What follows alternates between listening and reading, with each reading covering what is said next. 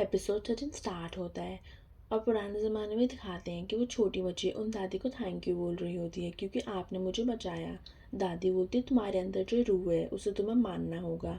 बच्ची डर कर बोलती है मुझे शमन नहीं बनना। दादी बोलती है अगर तुम नहीं बनी तो तुम किसी ना किसी बीमारी से मर जाओगी और हमारी जिम्मेदारी है कि ऐसे लोगों की मदद करें जो मरना चाहते हैं। फिर वो बच्ची वहाँ से जाती है तो उसे वो बच्चा रोता हुआ मिलता है। फिर दिखाते हैं कि वो बच्ची बड़ी हो गई है और घोड़े पर बैठी हुई है और स्माइल कर रही है और साथ में वो लड़का भी चल रहा होता है और वो लड़का भी स्माइल कर रहा होता है। और सीन चेंज होता है तो वो लड़की बर्फीली जगह पर जख्मी होती है। सामने से वो लड़का आता है और लड़के के पीछे भी तलवार से निशान होते हैं। वो लड़की उस लड़के से पूछती है क्या तुमने जादुई किताब चुराने के लिए मुझे बेवकूफ़ बनाया। और तभी वो लड़का उसको चाकू मार देता है। वो बोलती है मैंने कहा था जो भी मुझे मारेगा वो कर्स्ड हो जाएगा। फिर सीन प्रेजेंट में आता है और होंगजो सीनियर से बोलती है मैंने तुम्हें कर्स्ड किया था, मैं तुम्हारे फेस की तरफ नहीं देख सकती, वो सब बिल्कुल सच लग रहा था, तुम मुझे थोड़ा टाइम दो। फिर नेक्स्ट सीन में होंगजो को दिखाते हैं जो अपने घर में होती है और वो ब्रेसलेट को देखते हुए सोचती है कि उसने दादी को बताया था कि सीनियर मेरी वजह से बीमार हुआ है, पर मैं सीनियर से बहुत प्यार करती हूँ। लेकिन दादी ने कहा था ऐसा मुमकिन नहीं है। जेयोंग सीनियर को बताता है कि तुम्हारी पुरानी कंपनी माउंट ऑनजू की डेवलपमेंट शुरू करेंगे। सीनियर बोलता है यह असूलों के अगेंस्ट है। तो जेयोंग बोलता है करोड़ों का फायदा होगा। सीनियर बोलता है कि तुम्हें पता है मेयर मुझसे बदला ले रहा है, फिर भी तुम उसकी साइड क्यों ले रहे हो। तो जेयोंग बोलता है मैं उनका एडवाइजर हूँ। नेक्स्ट सीन में होंजू की टीममेट्स आके बोलती हैं कि तुम अपने घर में पार्टी रखो, पहले तो हम लोग आ नहीं पाए थे पर अब आएंगे और जेयोंग को भी इनवाइट कर लेना। नेक्स्ट सीन में सीनियर डिनर पर अकेला आता है तो उसके डैड बोलते हैं एक सिविल सर्वेंट इतनी बिजी है जो तुम्हारे साथ नहीं आ पाई। सीनियर की मॉम बोलती है कितनी हार्ड वर्किंग गर्ल है वो। सीनियर बोलता है नेक्स्ट टाइम उसे मैं अपने साथ लेके आऊँगा। सीनियर की मॉम सीनियर को होंगजो के लिए खाना पैक करके देती है तो सीनियर होंगजो के घर खाना देने जाता है लेकिन होंगजो नहीं लेती और होंगजो सीनियर का ब्रेसलेट भी वापस कर देती है। सीनियर बोलता है क्या तुम्हें दादी ने कहा है कि तुम्हारे मेरे साथ रहने से मैं मर जाऊंगा, तो मुझे कोई फर्क नहीं पड़ता, सबने वैसे भी एक न एक दिन मर ही जाना है। होंगजो दुखी होते हुए बोलती है तुम ये चाहती हो कि मैं तुम्हें मरता हुआ देखूं? कुछ टाइम के लिए हम दोनों दूर रहते हैं, शायद तुम्हारी बीमारी ठीक हो जाए। सीनियर बोलते शायद मेरे पास टाइम ही ना बचे। तो होंगजो बोलते हैं ये सब मेरी वजह से हुआ है और वो वहाँ से चली जाती है। नेक्स्ट डे नायोन सीनियर कैबिन में आती है और बोलती है कि कैसा लगा मेरा प्लांट।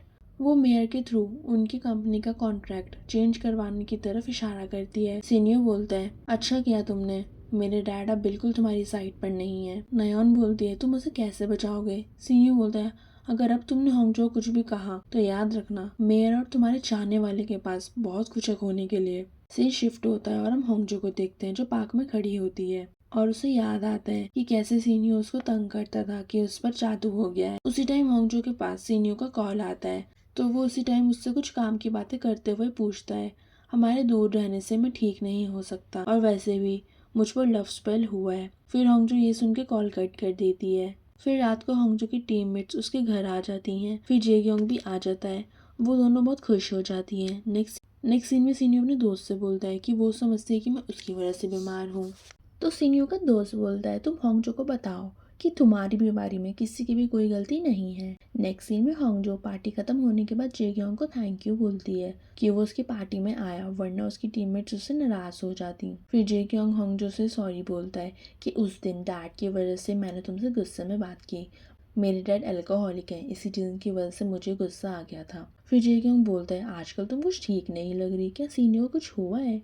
फिर उसी टाइम बेल बजती है, वो बाहर आती है तो वो लड़का बोलता है मैं सीनियो का दोस्त हूँ, उसकी तबीयत खराब हो गई है तो उसको मैं तुम्हारे यहाँ ले आया, और खुद वो चला जाता है। फिर होंगजो देखती है तो सीनियो कार में सो रहा होता है।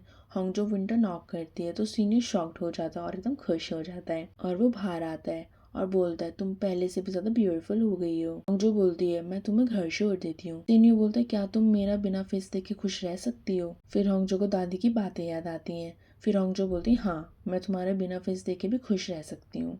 फिर सीनियो सैड होके बोलता है ठीक है तुम अंदर जाओ। फिर होंगजो अंदर चली जाती है। फिर उसी टाइम सीनियो का फ्रेंड भी आ जाता है और वो उसे ले जाता है। अंदर आके होंगजो बहुत रोती है। जेयोंग उसे देखकर बोलता है सीनियो को इतना ही पसंद करती हो तो फिर उसे रिजेक्ट क्यों कर रही हो, हांगजो बोलती है क्योंकि वो मेरी वजह से प्रॉब्लम में है। नेक्स्ट डे सीनियो का असिस्टेंट उस प्लांट में पानी डाल रहा होता है जो नायोन ने उसे दिया होता है, तो वो दोनों शॉक्ड हो जाते हैं क्योंकि नीचे से ब्लड निकल रहा होता है। फिर वो लोग उस प्लांटर को तोड़वाते हैं तो अंदर से उसकी शर्ट और हांगजो के ग्लव्स निकलते हैं। सीनियो बहुत परेशान होता है और हांगजो से पूछता है क्या उसके ग्लव्स खो गए हैं, तो वो बोलती है उस दिन नायोन के साथ टेबल पर ही रह गए थे।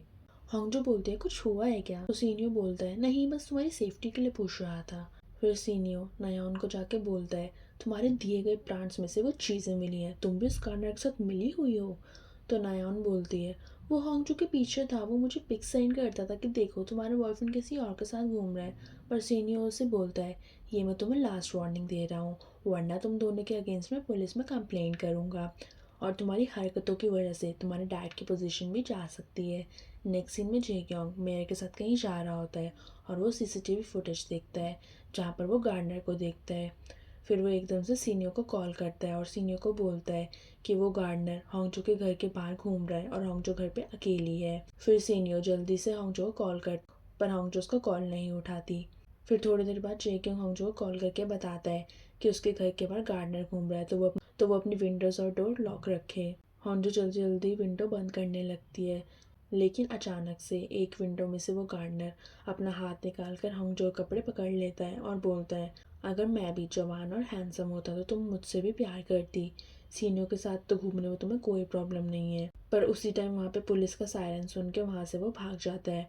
फिर सीनियो हांगजो को अपने घर ले आता है। सीनियो फिर बाहर जाता है हांगजो के लिए कुछ दवाइयाँ लेने, पर सीनियो जैसे ही पार्किंग में उस गार्डनर की कार देखता है वो वापस अपने घर की तरफ भागने लगता है। सीनियो उस गार्डनर को कॉल करता है तो गार्डनर बोलता है मैं लिफ्ट में हूँ। सीनियो ऊपर भागता हुआ हांगजो को कॉल करता है।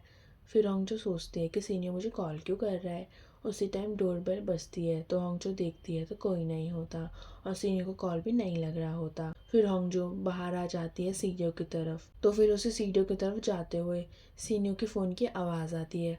हांगजो डोर ओपन करती है, वो एकदम डर जाती है क्योंकि सीनियो वहाँ पर गिरा हुआ होता है और उसका बहुत सारा ब्लड निकल रहा होता है। और यहीं पर एपिसोड 13 एंड हो जाता है। सो फ्रेंड्स, अगर आपको आज की एक्सप्लेनेशन पसंद आई हो तो प्लीज़ वीडियो को लाइक करके चैनल को ज़रूर सब्सक्राइब करें।